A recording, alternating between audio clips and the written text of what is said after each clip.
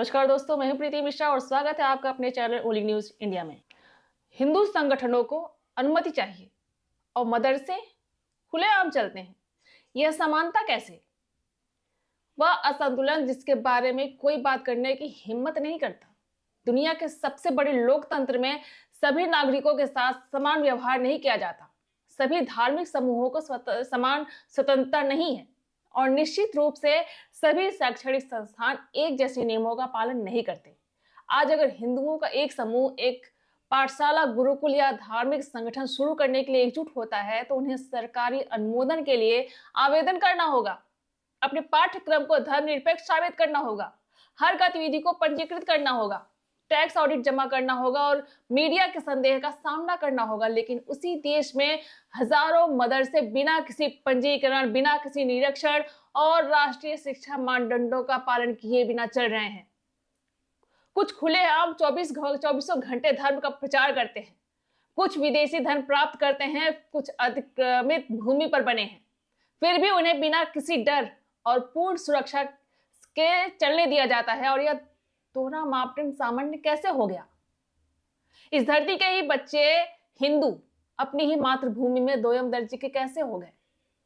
यह सिर्फ नीतिगत मुद्दा नहीं है, यह एक खतरनाक असंतुलन है और यह वर्षों से चुपचाप बन रहा है। आइए इसे सच्चाई और स्पष्टता और साहस के साथ समझें। चलिए, इससे पहले हम आपको पूरी खबर बताएं, आपसे अनुरोध है कि हम देश हित में काम करने इस वीडियो को लाइक और अधिक से अधिक शेयर करें। कमेंट बॉक्स में अपनी राय प्रतिक्रिया जरूर दें, हमारे यूट्यूब चैनल को सब्सक्राइब करें और नए वीडियोस की नोटिफिकेशन पाने के लिए बेल आइकन पर जरूर क्लिक करें। तो चलिए अब आपको पूरी खबर बताते हैं। जब हिंदू धार्मिक संस्थाएं बनती हैं, चाहे वह रामायण अध्ययन मंडली हो या कोई छोटा संस्कृत गुरुकुल, लाल फीताशाही शुरू हो जाता है। और जैसे ही किसी पर हिंदू का ठप्पा लग जाता है, व्यवस्था सतर्क हो जाती है। अचानक सवाल उठने लगते हैं कि आप कौन सी विचारधारा फैला रहे हैं? क्या यह समावेशी है? क्या आप शिक्षा के अधिकार यानी आरटीई के नियमों का पालन कर रहे हैं? क्या आप बच्चों का ब्रेन वॉश कर रहे हैं? कागजी कार्रवाई की मांग, ट्रस्ट डीड की जांच, जमीन के मंजूरी से जुड़े मुद्दे और कुछ इलाकों में तो स्थानीय अधिकारियों द्वारा उत्पीड़न भी होता है।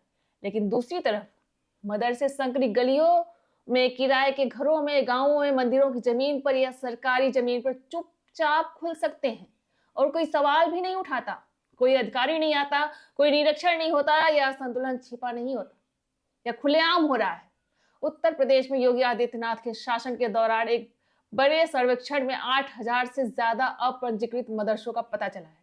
यह सिर्फ एक राज्य में है।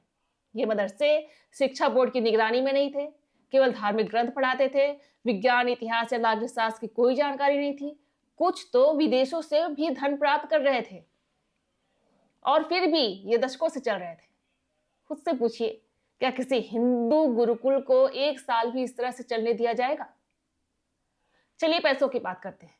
तमिलनाडु, केरल और आंध्र प्रदेश जैसे कई राज्यों में हिंदू मंदिर सरकारी नियंत्रण में है। उनके धन, जमीन, दान और वेतन का प्रबंधन राज्य द्वारा नियुक्त अधिकारी करते हैं। पुजारियों को क्लर्कों जैसा वेतन दिया जाता है और धार्मिक अनुष्ठानों की निगरानी धर्मनिरपेक्ष अधिकारी करते हैं। लेकिन मदरसे, वे निजी इस्लाम ट्रस्टों के जरिए काम करते हैं। वे बिना किसी सवाल के दान इकट्ठा करते हैं, वे अपनी मर्जी से पैसा खर्च करते हैं, कोई ऑडिट नहीं, कोई सवाल नहीं। एक मंदिर, एक सार्वजनिक आध्यात्मिक संस्थान को अपने पैसे का इस्तेमाल करने के लिए राज्य की मंजूरी की जरूरत क्यों होती है? लेकिन एक इस्लामी स्कूल को क्यों नहीं? क्या यह दमन नहीं है? और पाठ्यक्रम का क्या? ज्यादातर हिंदू संचालित स्कूल या गुरुकुल निम्नलिखित विषयों का मिश्रण पढ़ाते हैं, जैसे गणित, विज्ञान, अंग्रेजी, नैतिक मूल्य, संस्कृत या हिंदू धर्म ग्रंथ। फिर भी उन पर भगवाकरण, धर्मनिरपेक्षता का प्रचार या गैर धर्मनिरपेक्ष पूर्वाग्रह का आरोप लगाया जाता है। लेकिन मदरसे, खासकर गैर पंजीकृत मदरसे, सिर्फ धार्मिक ग्रंथ और कुरान को कंठस्थ शिक्षा देते हैं और विज्ञान, संवैधानिक अधिकारों या बुनियादी आधुनिक शिक्षा से उन्हें कोई परिचय नहीं मिलता। इसे खतरनाक क्यों नहीं माना जाता? असल में असम और केरल जैसे राज्यों में कुछ मदरसे कट्टरपंथी नेटवर्क, धर्मांतरण गतिविधियों और यहां तक कि राष्ट्र विरोधी प्रचार में भी पकड़े गए हैं। फिर भी ज्यादातर मीडिया संस्थान इस विषय से बचते हैं। सच तो सीधा है, कि जब कोई हिंदू संगठन शुरू होता है तो उस पर शुरू से नजर रखी जाती है और जब कोई मदरसा शुरू होता है तो उसे सुरक्षा दी जाती है। कानून समान रूप से लागू नहीं होते, संदेश संतुलित नहीं है, जांच पड़ताल चयनात्मक होती है। सुरक्षा संबंधी चिंताओं में भी जब हिंसा या सांप्रदायिक तनाव होता है, पहला सवाल यही पूछा जाता है, हिंदू पक्ष ने इसे भड़काने के लिए क्या किया। शायद यह कभी पूछा जाता है कि क्या वहां अवैध शिक्षा, नफरत भरे उपदेश या पंजीकृत सभाएं थी। यह असंतुलन दीर्घकालिक परिणाम पैदा कर रहा है। बच्चों की पीढ़ियां ऐसे मदरसों में पल रही है जो राष्ट्रीय एकता, भारतीय संस्कृति और कुछ मामलों में बुनियादी नागरिक समझ भी नहीं सिखाते। इस बीच हिंदुओं को गीता पढ़ाने, स्कूलों में यज्ञ करने या गुरुकुल शुरू करने के लिए शर्मिंदा किया जा रहा है। यह सिर्फ पक्षपात नहीं है, यह एक नरम दमन है। और सबसे बुरी बात, जब भी हिंदू अपनी आवाज उठाते हैं उन्हें तुरंत इस तरह से चिन्हित कर दिया जाता है, इस्लामोफोबिक, बहुसंख्यकवादी, सांप्रदायिक, जबकि सच्चाई ये है कि वे केवल समान कानून की मांग कर रहे हैं, विशेषाधिकार नहीं, बदला नहीं, केवल समानता। अगर ऐसा ही चलता रहा, अगर एक समुदाय अनियंत्रित संस्थाएं बनाता है और दूसरे को अपनी विरासत को सजोने से भी रोका जाता है, तो राष्ट्र धर्म से नहीं बल्कि नियमों से विभाजित हो जाएगा और उस विभाजन में न्याय अपना अर्थ खो देगा।